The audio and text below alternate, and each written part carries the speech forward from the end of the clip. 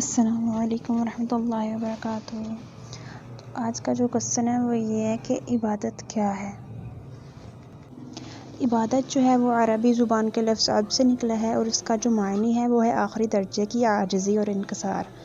اس میں یہ ہے کہ امام راغب اصفہانی بیان کرتے ہیں کہ عبادت جو ہے وہ عاجزی اور فروتنی کا انتہا کا نام ہے، اور جو اس کی اصطلاحی معنی ہے وہ ہے شریعت اسلامی کے اسلام میں عبادت صرف ایسے فعل کا نام ہے جو کسی کی نسبت معبود ہونے کا اعتقاد رکھتے ہوئے اس کے لیے تعظیم، عاجزی اور فروتنی کے اظہار کی خاطر صادر ہو۔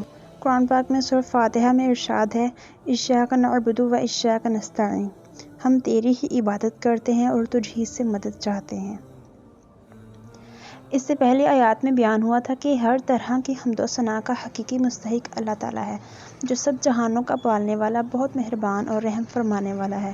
اور اس آیت سے بندوں کو سکھایا جا رہا ہے کہ اللہ تعالیٰ کی بارگاہ میں اپنی بندگی کا اظہار یوں کرو کہ اے اللہ، ہم صرف تیری ہی عبادت کرتے ہیں، کیونکہ عبادت کا مستحق صرف تو ہی ہے اور تیرے علاوہ کوئی اور اس کے لائق نہیں اس کی عبادت کی جا سکے، اور حقیقی مدد کرنے والا بھی تو ہی ہے نا۔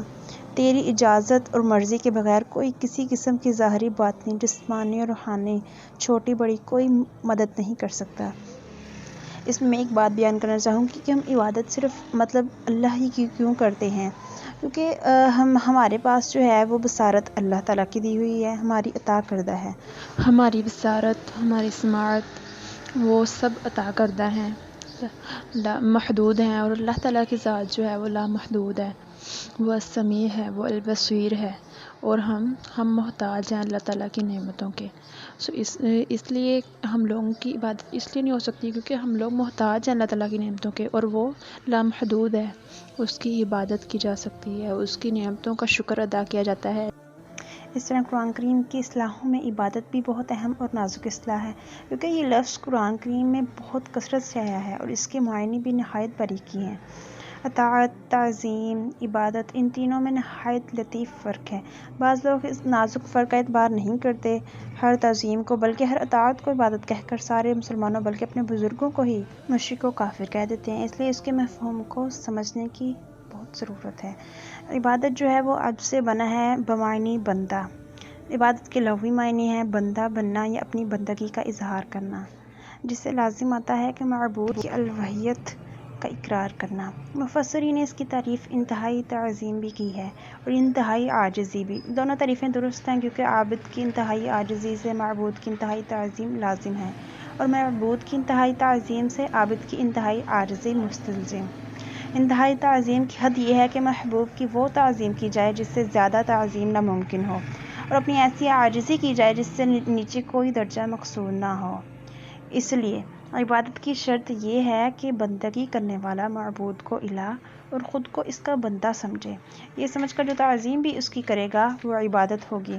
اگر اسے الہ نہیں سمجھتا بلکہ نبی، ولی، باپ یا استاد، پیر، حاکم، بادشاہ سمجھ کر تعظیم کرے تو اس کا نام عبادت نہیں بلکہ اطاعت ہوگا۔ توقیر، تعظیم، تبعیل ہوگا، عبادت نہ ہوگا۔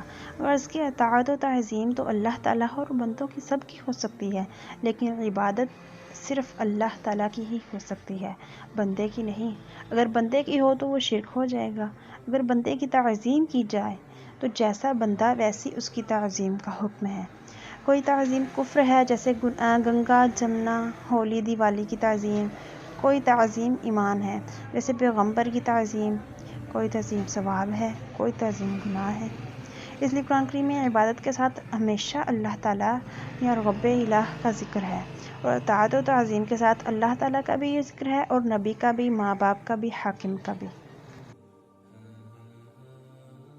ارشاد باری تعالیٰ ہے، اعوذ باللہ من الشیطان الرجیم، بسم اللہ الرحمن الرحیم، وَقَضَىٰ رَبُّكَ أَلَّا تَعْبُدُوا إِلَّا إِيَّاهُ وَبِالْوَالِدَيْنِ إِحْسَانًا۔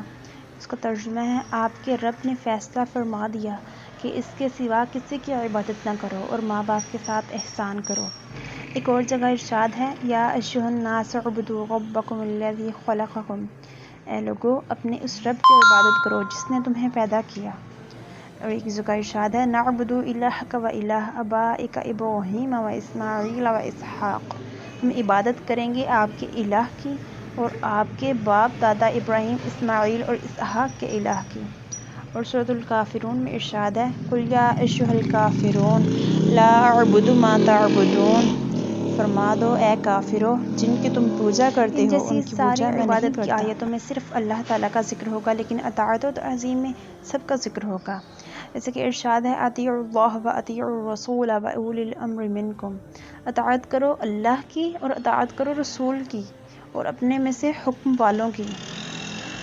اور ایک اور جگہ ارشاد ہے من یطیع الرسول فقد اطاع اللہ، جس نے رسول صلی اللہ علیہ وسلم کی اطاعت کی اس نے اللہ کی اطاعت کی۔ عبادت اور جو تعظیم میں ہے وہ فرق ہے، اس کا جو فرق ہے میں بیان کرتی ہوں۔ عبادت کا جو ہے مفہوم وہ بہت واضح ہے کہ کسی کو عبادت کے لائق سمجھتے ہوئے اس کی کسی قسم کی بے تعظیم کرنا عبادت کہلاتا ہے، اور اگر عبادت کے لائق نہ سمجھیں تو وہ تعظیم ہوگی، عبادت نہیں کہلائے گی۔